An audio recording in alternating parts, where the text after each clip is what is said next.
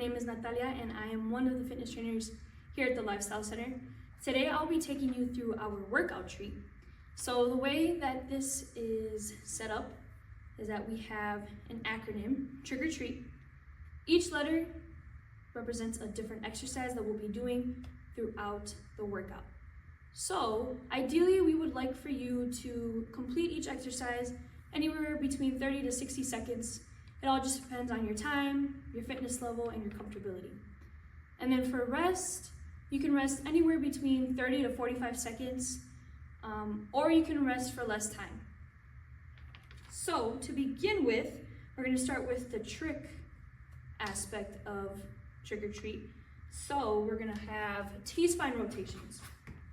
For T-spine rotations, you want to make sure that your supporting arm is either directly underneath your shoulder, or it can be slightly in front. Notice here that my hips are pointed straight towards the ground, and I'm rotating through my spine. That's what it looks like from the front. And try to open up as much as you can without moving those hips.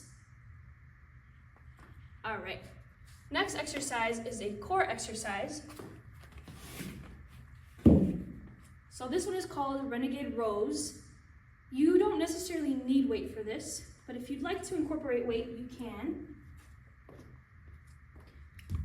So for this one, you're gonna bring the weight or your arms in towards your rib cage while keeping that core engaged. Main thing here is that your hips are not moving during this exercise. Notice when I narrow my base and I bring my arms up, I start to sway side to side. But when you open that base up, I'm more stable and I have more control. If this exercise is too hard on your wrists or your shoulders, you can do an alternative core exercise, which are called reach backs. So for reach backs, you want your legs nice and straight. It's okay if there's a little bend in them though. And then you're gonna lean as far back as you can while still keeping that core engaged. You should not feel this in the lower back. If you do, come back up just a little bit more. So once you've gone to your desired depth, you're gonna reach behind you and alternate sides. Go at your own pace for both of those. Again, anywhere between 30 to 60 seconds. Next is the isometric wall hold. So we'll go do those. So this one, you want to make sure that your knees and your hips are 90 degrees. If possible, you want to be as parallel as you can to the floor. While you're here, most of your weight is going to be supported by your lower body. You also want to make sure your core is engaged. So what you want to do is you want to draw your belly button inward, keep that tension here the entire 30 seconds. Next exercise we're going to do is knees to elbow crunch. Basically, these are bicycle crunches. So hands are going to be behind your head, and then elbows and knees are touching. For this one, go at your own pace. Make sure that lower back is touching the mat the whole time. If you start to feel this in the lower back, don't extend your legs as far out.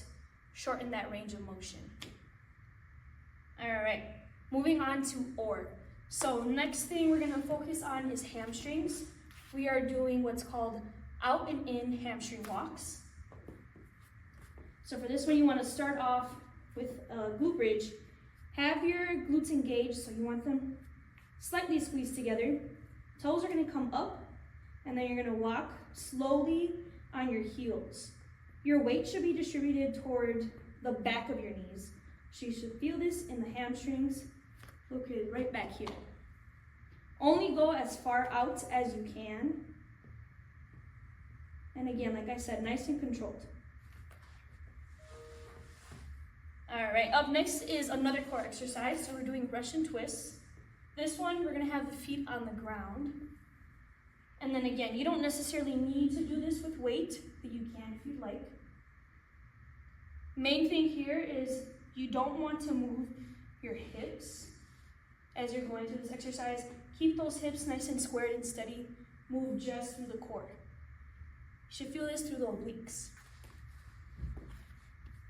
The last section is treat. So we have temple bridges next. You're going to be on your back again. Hands are at your side. And then you're lifting your hips up, pushing your weight through your heels. On the way down, I want you to think about bringing one vertebrae down at a time.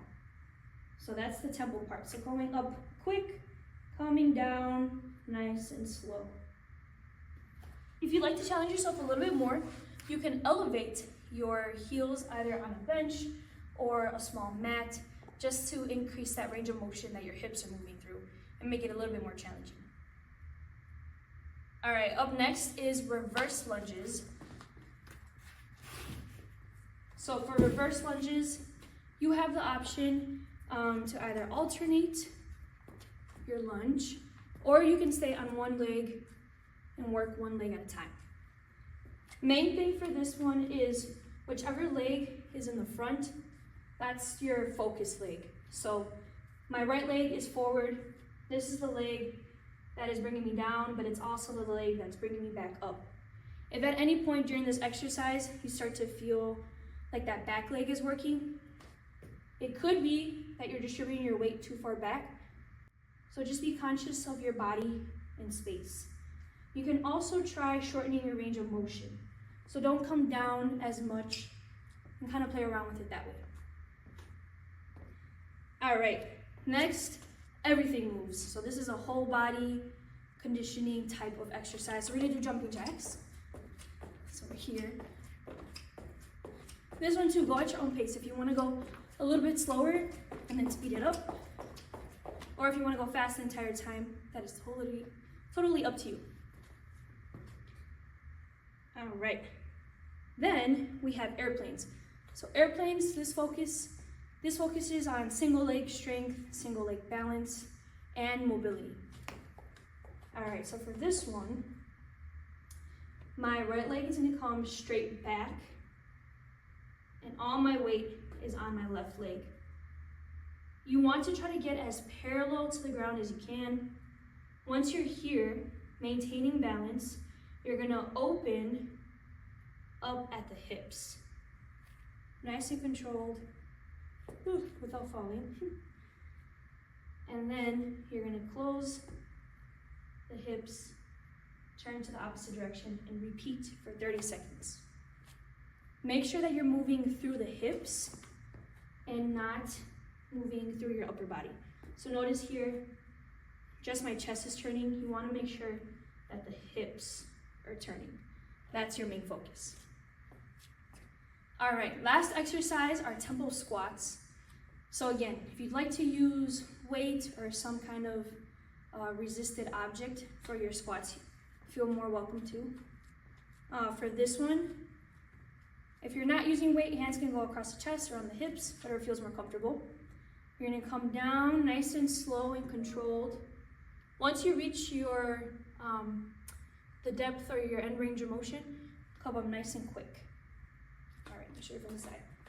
So nice and controlled on the way down, quick on the way up.